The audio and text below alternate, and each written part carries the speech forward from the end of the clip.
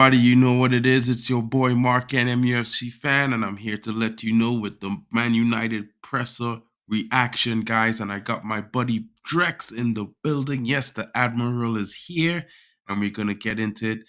Let's watch it. It's a replay, but let's watch it, dissect it, and see what's happening, what's the news, and what's happening for the game against West Ham on Sunday. Guys, if you're new, don't forget to like and subscribe. And also don't forget to check out D-Hub Sports, guys, because later on we're going to be covering the Africa Cup of Nations. You don't want to miss Nigeria versus Angola. Will the Super Eagles prevail, or will the Angolans come out with victory? Guys, later on that's what's up. But right now, let's get into the manager's press conference, guys. You know what it is.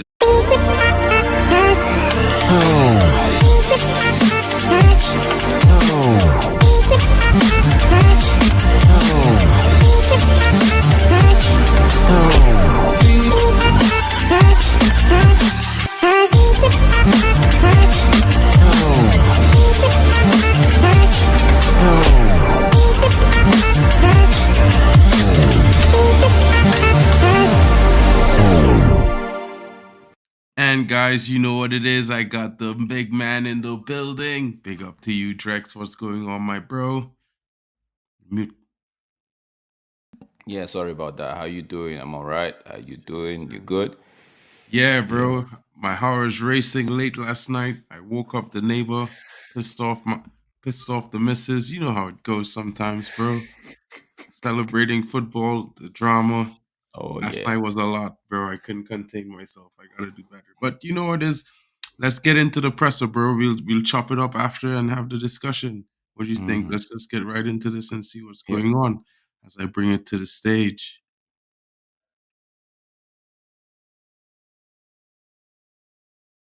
Do you expect any players back? I mean, Amrabat, given that he's not in Africa anymore? Yeah, Soufiane will return Saturday in the training. Yes, and Ty and Mason Mount, I don't expect them back, but Victor Lindelof, I think he's on his way back. Yesterday he trained with the team. We have to see how far he is. Simon. Eric, the transfer window is closed now. A number of players have gone out on loan. You've been unable to sign a striker after Martial's injury. Are you confident you have the strength in the squad to achieve what you need to and want to achieve this season?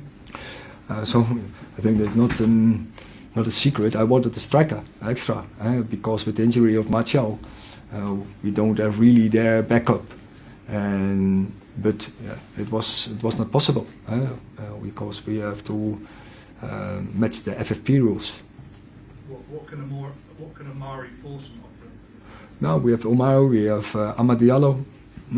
Of course we have Rashford who can play there. But I think for the rest, all the positions are occupied. But yeah, we have to be a little bit creative if it's up to the number 9 position. Michael. Sorry I missed this before. Did you mention Arman Bissaka in the injury update? Yeah, sorry, no. He's also on his way back and he could be available, but I don't think he will make it for Sunday. But I'm not sure in this moment. What is the injury? Oh, there's a problem in his leg. What sort of problem? No, it's personal, you know, eh? Laurie. Martinez had a bit of ice on his foot at the end. Is there anything to concern there, or is it just a precaution?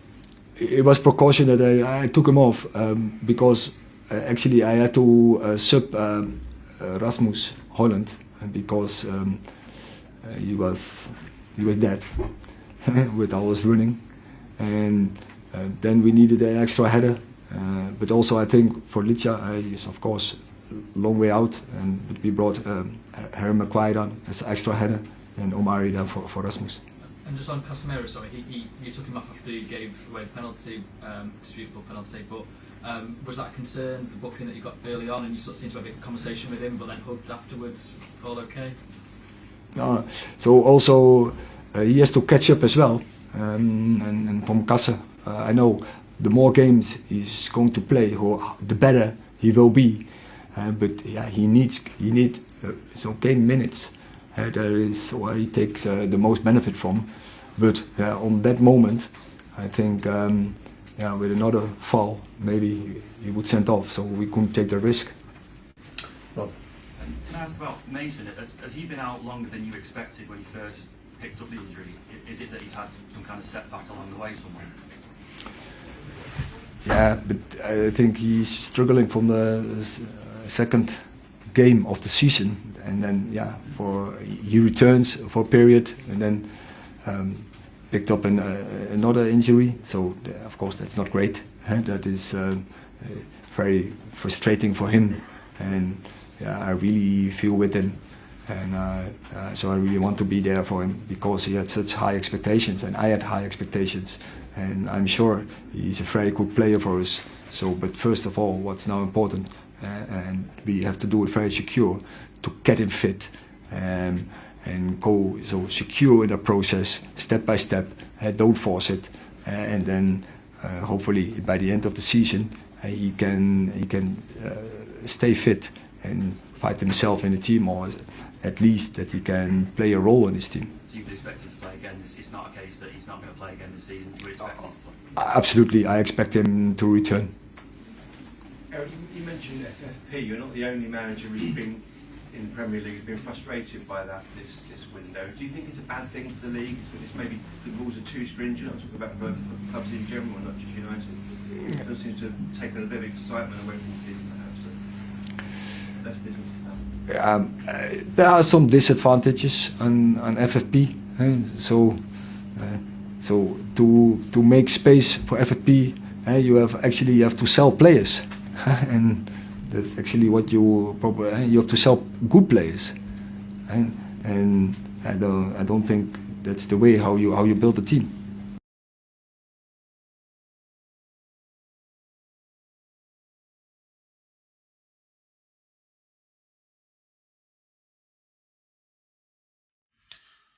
Wow. What are you thinking about that, my bro?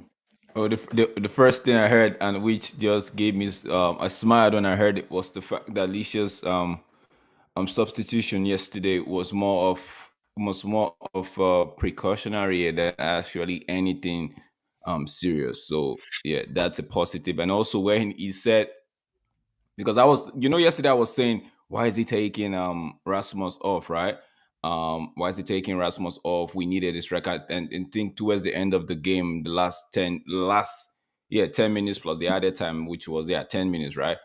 There were spots where if we had a striker, Anthony would have at least given it to him and all of that. That movement, that Rasmus movement, right? One second. That Rasmus movement wasn't there. So yeah, but he cleared that and said it was more of Rasmus was like his tank was empty, if you know what I mean. Like I think he used the word he was there, something like that, right? But his tank was empty, you could tell. So he needed to just bring in he needed to bring in something, right? So yeah, so then also he went to the Casemiro thing. Like I said yesterday, I understood the Casemiro swap, right? Because first of all, Casemiro is already on a yellow card, which he played through from the 3rd minute up to until that time, which in my opinion, that wasn't a foul, right? But yeah, Casemiro just got back from injury. Casemiro just come back from injury, and he needed to, like we all know, he likes to manage his players, right? So, and don't forget when a lot of people are saying, okay, Casemiro's change. He was the one that Omar was saying Casemiro was the only person that could be able to do what he was doing, because when he brought on McTominay, he couldn't do that, right? But don't forget, McTominay came on and made it 3-1. Who himself could have made it even 4-1 or 4-2. You understand? So that's the different dynamics or dynamism of the different players we have, right? But is the McTominay the one to do the Casemiro's job? No, 100% no, right? So on that regard, I understand when people are saying, "Oh, that substitution killed it," right? But it is what it is. It's 3-1. The man brought in defenders to shore up the defense, right? And those guys went 3-2. right? So, I think it was 3-2 when you brought them on. And I'm looking like, okay, 3-2, one, what, 6 more minutes to go. We had a corner kick. Should they have gone to actually do anything in terms of trying to nick a goal? Why didn't you send somebody, leave some persons back? Which they had people back. If Anthony held onto that ball properly, we won't be losing that ball and they won't be considering that third goal. If because people tend to blame it on Ten Hag and say, why didn't he tell some people to stay back? But that's footballers' intelligence. That's where the manager doesn't have to spill the beans all the time. That's where your 100%. professionalism and your experience comes in and say, you know what, send the younger ones or the likes of myself and although we are tall, right? Let's stay back. No, Maguire go up because I think Johnny Evans was in at that time. Maguire go up, if I'm not mistaken. Myself, I have the pace to at least cover if there's any counter attack. And I have Luke Shaw, pull Luke Shaw to myself and be like, Luke Shaw, no, you staying with me. Let the other people go up and do. That's where experience comes in. I know that somebody will say the manager should be shouting, and man, that's where experience comes in, right? Who would have thought that Onana wouldn't have at least tried to make, because first of all, the foot, that ball was on the player's left side. You know for sure he's not going to cut back into his right because his right hand side was blocked already, right? So I don't know, but all in all, he's cleared a few things that happened yesterday by not even addressing it directly, indirectly addressing it. So fair play to him. Like he said, he wanted a striker, but we all know he stated FFP as the reason, right? But that we couldn't get a striker. He also said that they tried to move some players on to make, but we already knew this. Motor came out. Motor came somewhere back end of November and said the January transfer window was going to be dead. That's the only thing Motor knows how to do. So we already knew something like this was that was before they announced takeover. I remember Motor gave that speech and said January transfer window was going to be basically dead. So it is what it is. We just have to hope that the players that we have now stay fit, stay injury free, and yeah, keep it going until the end of the season. They can make it. They just have to win. They just have to put in the fight and not lose. Win every game, I would say, but don't lose no more than 2 or 3 for for the second half of the season. Don't lose no more than 2 or 3, because who's to say the top four wouldn't drop points? So that then 100%, bro. the Mount thing was the one that got me. The Mount thing is like, yo, he said I have to be there for Mount, right? Now I have to be there for Mount. The coach is trying to, the same way he was there for Anthony Martial, right? The same way he was there for Sancho when Sancho was having his problem. I hope when Mount comes in, he doesn't drink the Kool-Aid like my Sir Bestie likes to say. He doesn't drink up the Kool-Aid and start throwing tantrums at the manager. Pick up the You understand what I'm best saying? coming in. Because Yeah, 100%. the manager knows how to look out for these players when they are injured, but when they are back, all of a sudden, their their agent or themselves, Superstars. yeah, they want to start acting like, okay, I'm fit, I should play. Yo, bro, you've been injured, and the manager has been the firing line defending you guys. I know you're injured. There's nothing you could have done, but this manager has been taking heat left, right, center. Now, when you're back, it's only fair. Let him manage you into the game. That's what he's doing with Casemiro. It's the same thing. Like, look, he's in the firing line right now when it comes to Aaron Wan-Bissaka, and he's talking about his injured personal problem with his leg.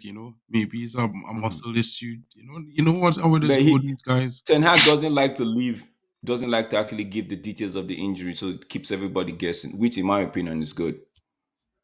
Yeah. And look, he was real defending Mason Mount, like you were saying. He was saying he was struggling from the second game and was out, came back, picked up an injury, and he's very frustrated. I want to be there for him. You know what I mean? So he's saying as a manager, he want to be there with him to support him so he could get back to his best. And so, wrap him in cotton wool and get him ready and get him fit, even if he had to come back at the end of the season for next season. And the way the manager talking, you could see, that win brought confidence. That win brought a little sense of relief to him. He gets some points on the board. The team looked well in the first 45. It wasn't just the first 20 minutes. We also the first 45. So that is for me 100% positive. You know what I mean? Now we had to be if you to me, normally everybody to say at the first 10 minutes of the first half, we just always commit, concede. Mhm. We didn't do that. We conceded the first goal on the 67th minute or the Yeah, because we 70th minute. actually, if you So remember, I was so saying, we please so go normally past. you see, and that's what I Yeah, was go saying to past him. that period. There's the period where we normally concede in the second half. Like we're still in that time zone. As long as you just go, because remember, imagine we conceded early, then everything starts. I was listening to MEFC Real TV yesterday, and they were like, "Oh, I don't know who was saying this," and somebody was mentioning that. I think it was in the live. I can't remember, but somebody was saying that when the Wolves manager made two substitution, Eric Ten Hag couldn't counter it. I'm like, okay, he made two substitution. One not like when they made those two substitution, they actually carved out a clear cut chance. They didn't carve out any clear cut chance other than the penalty that was given them, the free kick or the corner kick that we couldn't defend properly, which I think, in my opinion, Onana should have been doing better. Then the counter attack. So I'm like, okay, the manager made changes, right? We agree. But when you say Eric Ten Hag couldn't counter it, he also made changes. And And his his changes changes scored one a goal. led His to a first goal. change scored a goal. So, Even you know, this, for me, even the forcing guy he brought on in place of what's his name, Rasmus, contributed to the fourth goal. exactly. Had a role to play. He had a role to play. And this is what, as we talking about, some people are a little bit too hurry to make sensationalistic comments. Because if I you feel listen they're to too somebody harsh. guys last night, Just too harsh. if you listen Yeah, to they're just somebody too guys harsh. last night, it was like, 25 minutes Mhm. FC again.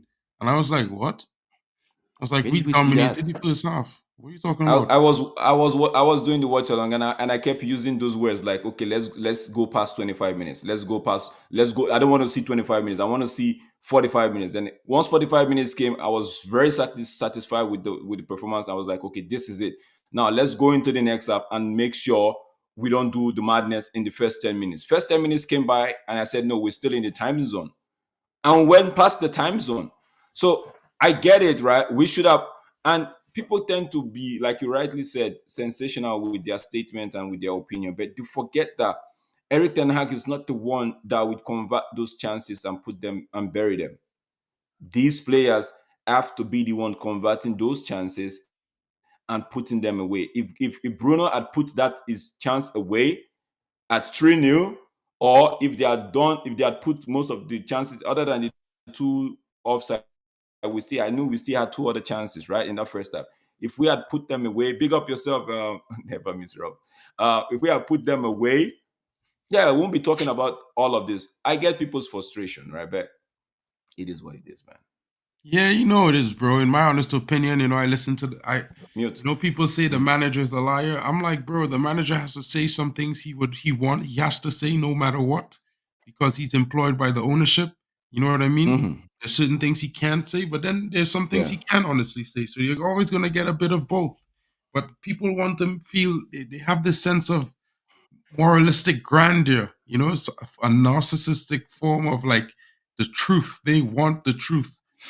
You know, people don't even give the full truth themselves 90% of the times, because everyone's out here projecting an image. And for me, it's like, yo, just let the manager live, bro. Like for the entire half of a season, we've been Eric Ten Hag out. Every performance is garbage, garbage, garbage, garbage. This, that. This play is rubbish. That play is rubbish. This one, let's get this one. Let's play this one. Let's try this one. Let's get this one. Let's play this one. And for me, it's like, bro,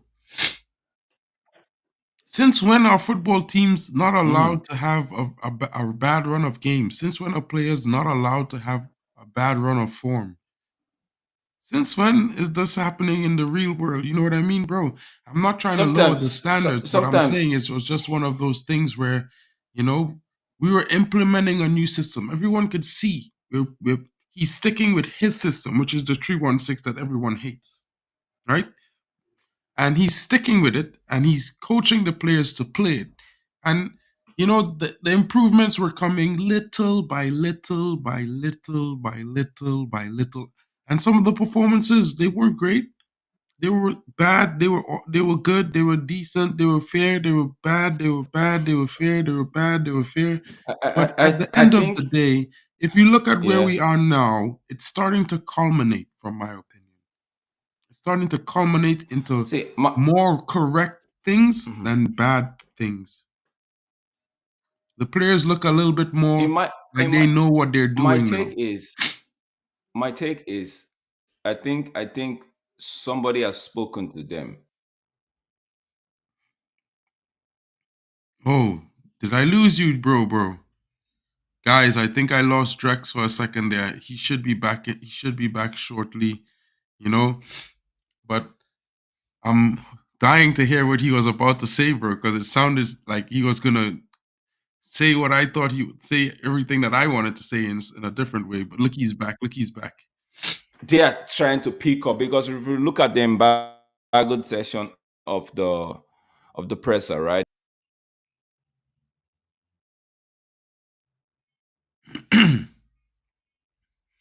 Bro, lost Drex again. GB, that's what I was saying. I look at all the games, and sometimes, you could see, well, okay, maybe he didn't get all the tactics perfect. But then you would always see there are times when the players say, hey, the manager, those games we played well because they stuck to the principles. You can tell as a football fan when the players are sticking to the principles of the team, of the game, of the tactics that the manager implemented. And when the manager's tactics work, we usually win games and we win them handsomely. Very well, to be fair. And yeah, GB, if the manager's tactics are working, why change it? Because our other manager changes something. It makes no sense to me, GB. You know? Let's hear Drex again. Bro, he was here, he dropped back out. All right, I'll just leave him there, guys. He should be back shortly. You know, let's hear what he has to say when he come back in. Yeah, GB. I mean, you know, I watch a lot of football, a lot of different football, and in my honest opinion, there's so many different ways you can play the same formation. Different styles, different players make things different, right? And there are certain key positions in every single formation. No matter how good a team is, there are key players in that squad that if they're not ticking, the team's not functioning well. You can see it with Man City, guys. When De Bruyne is not there, it's hard for them to create chances. When Rodri is not there, they tend to lose games. And that's just two players, bro. That's not even 4 or 5 players. And City is supposed to be levels above everyone else in the league.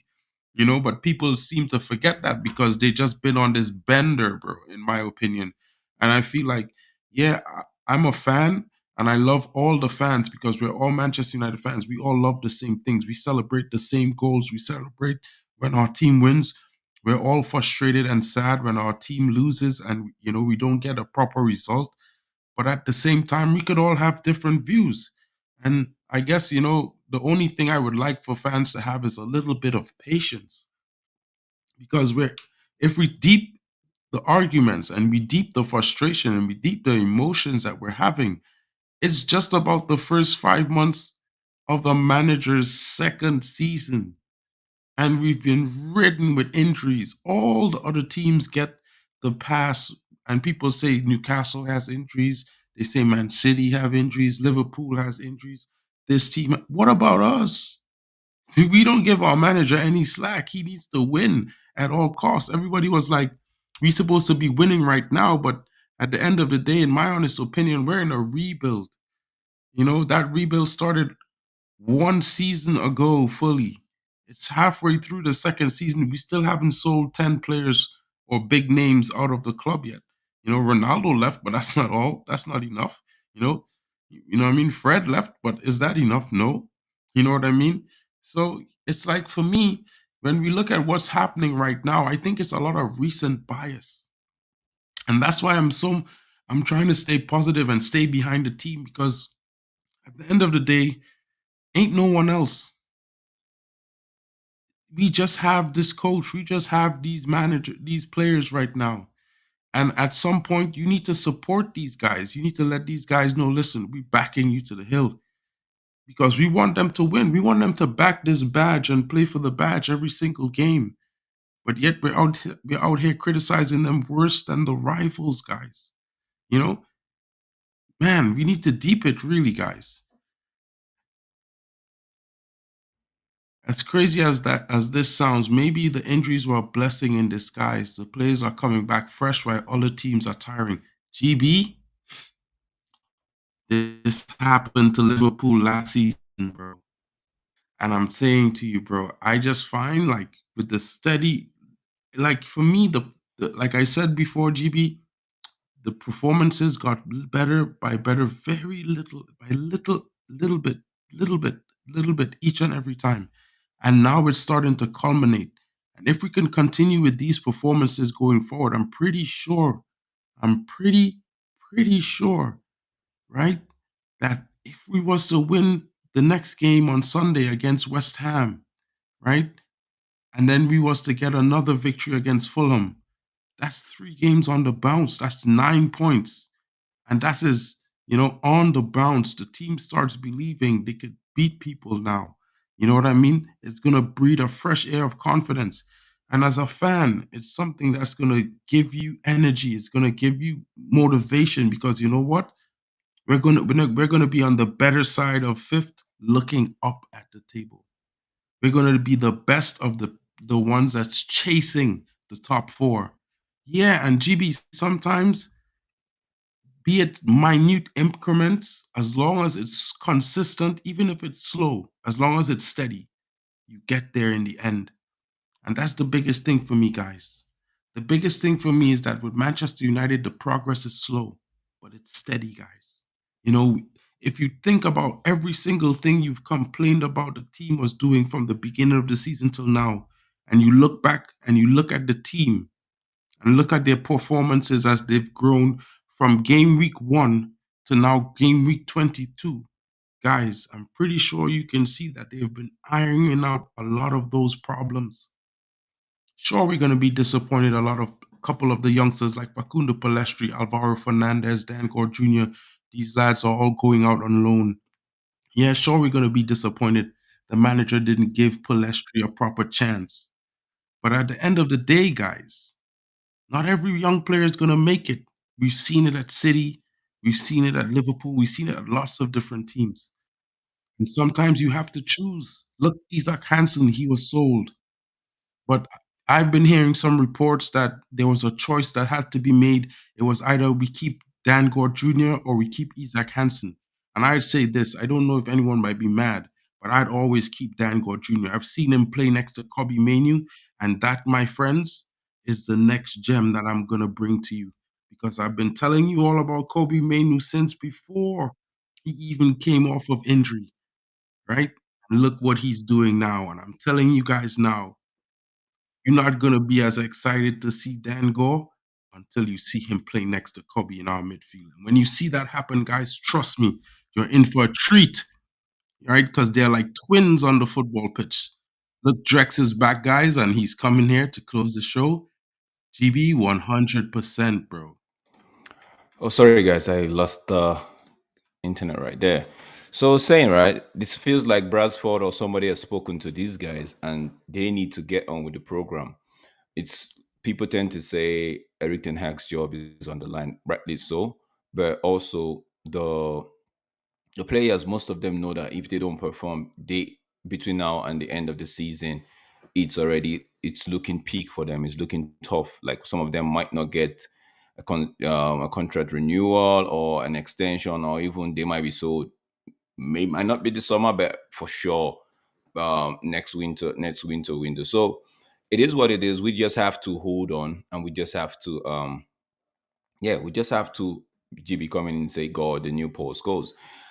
We just have to hold on and see where the season, where we finish at the end of the season. Then we can reassess, and all the Ten Hag outers, all the Ten Hag doubters, and all the Ten Hag inners would actually come and say, okay, you know what, this is where I stand. If you have you changed your opinion, no, this is where I stand.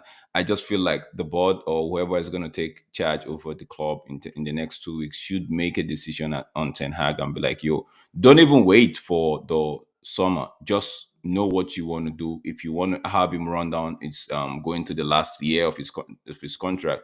Have him do that. Doesn't mean that even if you give him a contract, it doesn't mean if you give him a contract he's gonna stay, even if he's not performing. So just let the players know that they have this boss for another year or two. Then everybody knows he's not going anywhere anytime soon. Everybody starts putting their ass together and making the team work. That's all I have to say. We just have to keep believing and hope that it goes well. 100%, bro. And that's the same energy that I have. I think giving the manager a contract right now would send a message to the dressing room player power is dead. Because if he 100%. gets a contract, then everyone knows, yo, he's here to stay, and I'm the one on the chomping block. You know what I mean? But at the end of the day, I think he's gonna earn that contract by the end of the season. I'm gonna stick with the manager. I'm dying on this hill, guys. I've said it at the beginning of the season. I'm seeing something with this team. I have this weird feeling that United is gonna do something, and it's gonna be a run that we're gonna go on. I've been talking about this run, and I've been feeling this run in my veins for the longest while, and I know it hasn't really come. But guys, I'm telling you, someday, trust when I say that. You know what I mean? I know it seems bleak and the performances in the first half of the season, but right now, guys, this is the business end. And if it's one thing Man United has every single season is a run of wins. And it usually comes in the business end, guys. So you know what? New players coming back, breath of fresh air into the team, more energy. You can see the leadership in the defense with Martinez. You can see the solidity in the midfield now with Casemiro. And you can see how Hoyland, who's starting to bag consistent goals and just breaking the 20-year-old record of Cristiano Ronaldo for the youngest player in Premier League history to grab a goal and an assist in back-to-back games. And everyone talked about the young Dane and wondered if he was up to the task. Well, guys, he's starting to show some little sparks and flares about what he's made of. Let's stay tuned for the show. Kobe Mainoo, hats off to the young lad. I have to say it again. He definitely, most certainly, won that game. Took the game by the scruff and said to everyone, I'm bringing it home to Manchester. We're going away with 3 points. Hold my water bottle. I got this. All Guys, right. thank you for joining us. And you know, I wanted to say this last thing. When GB is saying the new Paul Scholes, we're talking about Dan Gore Jr. If you don't know the name, be on it. He's on loan, I believe, to Preston, I think. And you should check him out this season. He's gonna have some games, and he's very, very talented. Progressive midfielder, can spray the passes, has a very keen eye, smooth on the dribble, and he's got a shot like Paul Scholes. You're gonna see it. Watch it. Yes, GB, and our robot is finally been activated. He's switched on. And we're not gonna call him the Holland bot, but we'll call him RI Robot because it's the O. I told you, I put my faith in the O this season because I know I can see what he's doing. Guys, big up to all of you joining us. Big up to you, GB. Big up to you for coming in. Never miss Rob. I know you're Eric Ten Hag out, but by the end of the season, when we finish above Ange Ball, we'll be there. We will be there. Drex, my All brother, right, bro. thanks for joining me. I'll see you for the AFCON, right? Hope you have a good Yeah. stream. I dropped in the a new overlay for you in the AFCON. You should see it when you create the link. And we'll catch you all later. Guys, thanks for joining us. Don't forget to smash the like button and subscribe if you're new. Share the channel around so you know you can get it up so everyone else can get to see it. On to the semis, Nigeria. Well, GB, the game is starting soon. Join us because, Drex is certainly going to be there and I'm going to be jumping in because you know what? He's got to meet Ivory Coast. Yeah. And then there's No, also Mali. I think we're gonna go. We're on the route with Big up to you, Shay. We're on the route with South Africa. So if we go past Angola, the winner between South Africa and I believe is in Mali. Yeah, the winner between South Africa and Mali would still have to. Oh my days, there's still a huge You game. already know what Mali going to do to South Africa, right? We don't have to tell them, think- right? All right, it would be in the AFCON. I'll be alive on the AFCON in about 10 minutes. No worries, no worries. Guys, thank you for joining us. Big up to you, Shay. See you now coming in. We're about to close the show. Hope you all have a great Friday evening. And don't forget, there should be happy hour tonight at 10 p.m. UK time. Don't be there. Join us. Enjoy Kahoot. the quiz. It's going to be JB, we're going to be doing Kahoot today. Kahoot. Kahoots is going to be back. Don't be there. Join the game. Have some fun.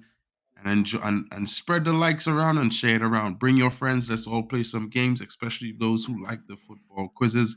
Drex is there. I'm there. Poppy, Manj, the whole crew. Everyone, big up to you.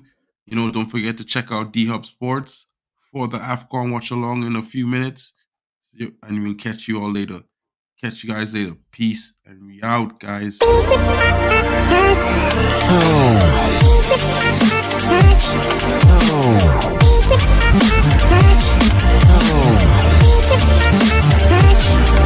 Oh.